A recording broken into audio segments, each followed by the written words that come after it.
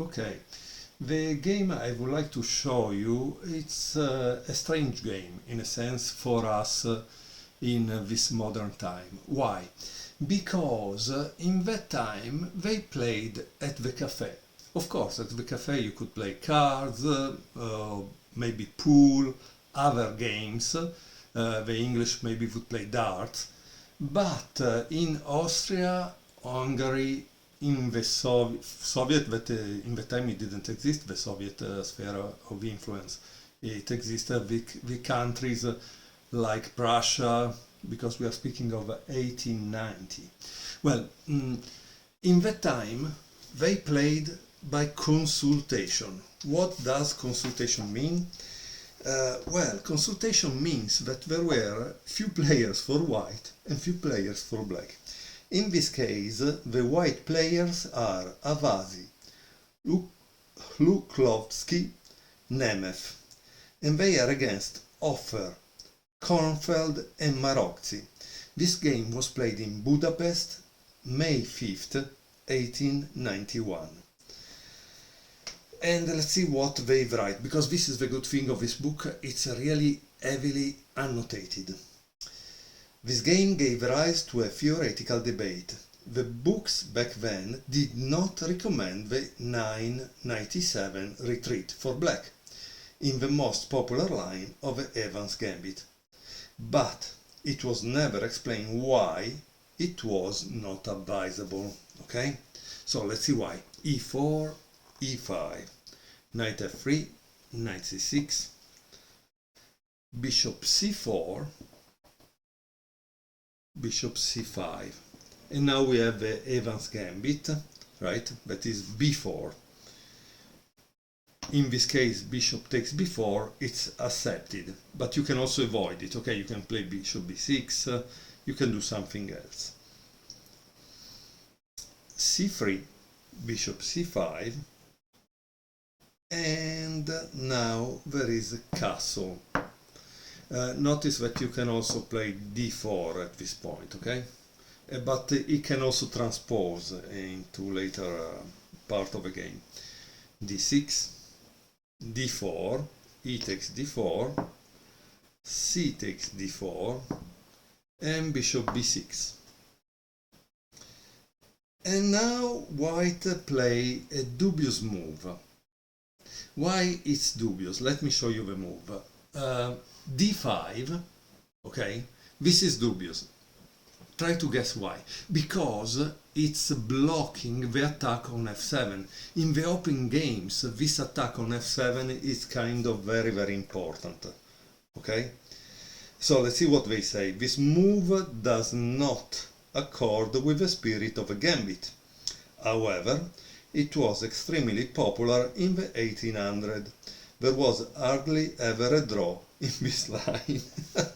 Okay, but I think the fact that it was there were no draws is maybe more related to the skill of the players. Okay, so let's see this thing. Now they play knight c e7, but here it says that in another game by Maroczy versus Charusek, in a match in 1895, knight e5 was played, okay? So you will be able also to see that game if you buy this book. Or maybe not if it's not inside. Let me check eventually. Let me check if it's in there. Okay, I check in the book. No, the fifth game of the Maroczy Charusek match is not here. Sorry, the ninth game. I didn't see it, and it was very easy to look for, because at the end of the book there is a list of the players and you can see the list of the numbers of the game they played and which are inside the book.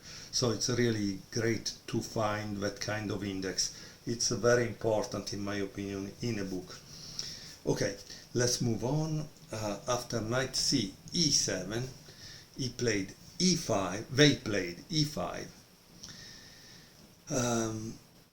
Maroczy here thinks that white should have played bishop b2, it's more consistent with White's plan. But they played e5, knight g6, and bishop g5. This is also a kind of dubious move. It is only of theoretical importance which bishop move is better, because we now know that 11 e6 is the way to go. Okay, so probably today, thanks to the computer, we know that you have to play this move, e6. That's kind of interesting, right? Bishop g5, knight 8 e7, e takes d6, c takes d6.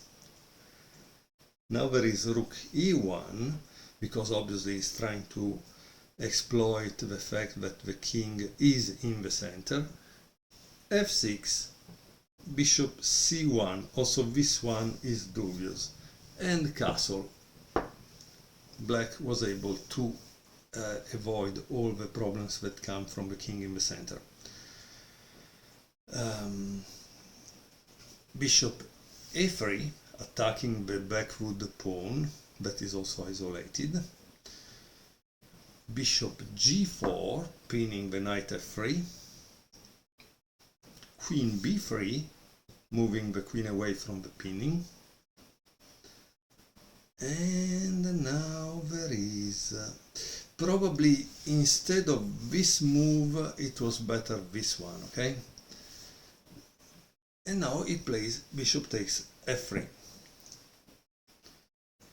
And this is the interesting thing of this book, that shows you that it's kind of very well done, because here they make a comment that is based on a Budapest chess review, edited by Gyula Makovets at that time, so we are speaking of 1891. So the author of the book did clearly a lot of research, okay? And this is the move that in that magazine of that time they say is not a good move, okay? Knight e5, bishop e2, knight 7 g6, and knight c3. Finally, White has finished the development, and in fact here it says, at long last White has developed his pieces, but the position of his king is miserable, hence punishment is coming. Yeah, because we are at move 19, okay? f5, bishop c1, and here there is a diagram. So, as always, when they put a diagram in a book, you need to stop. You need to pause the video, in this case, and decide what you should play as black. What would you play as black? If you pause the video and try to find the move, now I tell you what was played. That was bishop takes f2, which is a good move. King takes f2, queen h4, king f1, and here there is a line in case White tries to play king e3, not really good. Queen h3, king f2.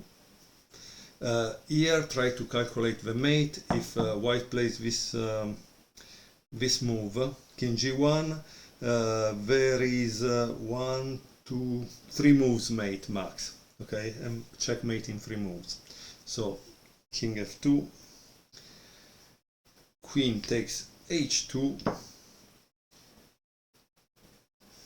king f1, knight h4, rook d1, queen g2, king e1, and now the knight h takes f3, bishop takes f3, and knight takes f3, and this is a checkmate.